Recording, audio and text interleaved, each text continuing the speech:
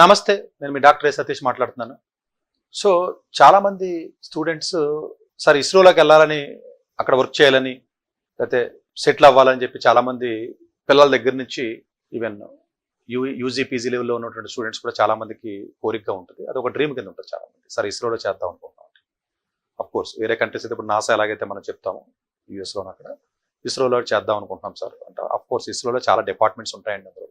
అందులో ఉన్నటువంటి డిపార్ట్మెంట్స్ చాలా wide variety of departments, wide variety of the people అందరూ ఉంటారు. అందులో civil, mechanical, electrical, electronics, computer science ఇలా చాలా రకరకాల విభాగాలు ఉంటాయి కాబట్టి ఇదేది ఒక్క డిపార్ట్మెంట్కి సంబంధించినటువంటి ఇది కాదు, ఒక బ్రాంచ్కి సంబంధించింది కాదు అన్న విషయాన్ని ఫస్ట్ మనం అర్థం చేసుకుంటాం. ఈ యొక్క ఇస్రోలో ఏదైతే మీకు రీసెర్చ్కి సంబంధించినటువంటి ప్రాజెక్ట్స్ కానీ, లేకపోతే వర్క్షాప్స్ కానీ, ట్రైనింగ్ కానీ ఏవైతే ఉన్నాయో అవి నోటిఫికేషన్ జనరల్గా పడినాయి మనకి 2024కి. దీంట్లో ఏంటంటేనండి మనకి ఇస్రోకి సంబంధించినటువంటిది ఏదైతే ఉందో వీళ్ళు రకరకాలుగా ఉంటాయండి. వర్క్షాప్స్ కండక్ట్ చేస్తారు, సమ్మర్ ప్రోగ్రామ్స్ ఉంటాయి, వింటర్ ప్రోగ్రామ్స్ ఉంటాయి, లేకపోతే ప్రాజెక్ట్స్ ఉంటాయి. ఇలా రకరకాలుగా వాళ్ళ ఆపర్చునిటీ స్టూడెంట్స్కి ఇవ్వడం జరుగుతుంది. ఎక్స్క్లూసివ్గా వీళ్ళకి ఒక ఇన్స్టిట్యూటే ఉందండి, ఐఐఎస్టీ అంటాము, ISRO institute of science and technology. అది అఫ్కోర్స్ జేఈ అడ్వాన్స్డ్ ద్వారా మనకి సీట్ ఇవ్వడం జరుగుతుంది.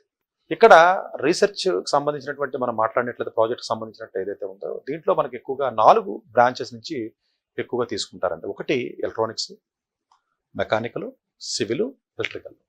ఎలక్ట్రానిక్స్లో చూసుకున్నట్లయితే జనరల్గా చాలా క్లియర్ కట్గా ఏ ఏరియాస్లో మనకి రీసెర్చ్ జరుగుతుంది అన్న దాని మీద కూడా వాళ్ళకి ఇవ్వడం జరిగింది. చూసినట్లయితే remote sensing and GIS, of course అది సివిల్ ఇంజనీరింగ్ వాళ్ళు కూడా దాంట్లో వర్క్ చేస్తారు కాబట్టి రిమోట్ సెన్సింగ్ అండ్ జిఐఎస్. ఎలక్ట్రానిక్స్లో మీకు digital systems, astronomy, of course ISRO అంటేనే ఆస్ట్రానమీ రిలేటెడ్ ఉంటుంది కాబట్టి ఆస్ట్రానమీ కానివ్వండి, planetary and science, planetary and space atmospheric sciences. General ఈ 4 ఏరియాస్లో రీసెర్చ్ అక్కడ జరుగుతుంది కాబట్టి ఎలక్ట్రానిక్స్కి సంబంధించినటువంటి ఏరియాకి సంబంధించి ఎలక్ట్రానిక్స్ స్టూడెంటే అప్లై చేయాలని లేదు, బట్ ఇన్ జనరల్గా ఎలక్ట్రానిక్స్ డిపార్ట్మెంట్కి సంబంధించి వేరే డిపార్ట్మెంట్ కూడా అప్లై చేయొచ్చు. మెకానికల్లో చూసినట్లయితే డివైడ్ చేసినట్లయితే మ్యాథమెటికల్ మోడలింగ్ అనేది ఒకటి ఉంటుంది.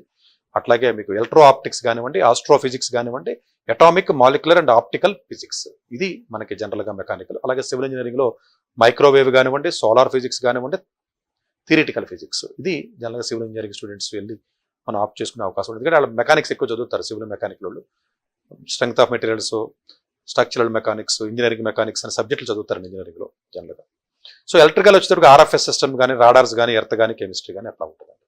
అంటే జనరల్గా అంటే వీళ్ళు ఎక్కువగా స్పెషల్గా రిమోట్ సెన్సింగ్ కానీ, జియో ఇన్ఫర్మాటిక్స్ కానీ, జీపీఎస్ టెక్నాలజీస్ కానీ, లేకపోతే న్యాచురల్ రిసోర్సెస్ అండ్ డిజాస్టర్ మేనేజ్మెంట్కి సంబంధించినటువంటి ఏదైతే ఉన్నాయో ఈ ఏరియాస్లో కూడా ట్రైనింగ్ కూడా ఇస్తారు వాళ్ళు. యాక్చువల్గా రీసెర్చ్ ఒకటే కదా, ట్రైనింగ్ కూడా షార్ట్ టర్మ్ కోర్సులు, లాంగ్ టర్మ్ కోర్సులు ఉంటాయి.